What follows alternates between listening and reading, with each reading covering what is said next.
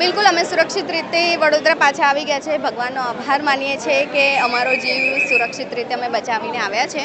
પણ જ્યારે ત્યાં આ ઘટના બની ત્યારે અમે શ્રીનગરના એક શાલીમાર ગાર્ડનમાં હતા. ધીરે ધીરે અમને સોશિયલ મીડિયાથી ખબર પડી કે આ રીતની ઘટના બની છે.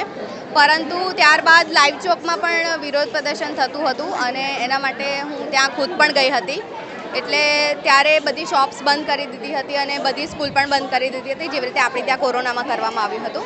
અને આર્મીનો બહુ સપોર્ટ મળ્યો છે. આર્મીની સિક્યોરિટી તૈનાત કરી દેવામાં આવી હતી અને પોલીસ પણ ત્યાં બંદોબસ્ત હતો. એટલે એ લોકો હતા એટલે અમને એવી ચિંતા નહોતી કે અમને કંઈ થઈ જશે, પણ એમના સપોર્ટ અમને બહુ મળ્યો છે અને તેના સ્થાનિકોનો પણ સારો એવો સપોર્ટ હતો.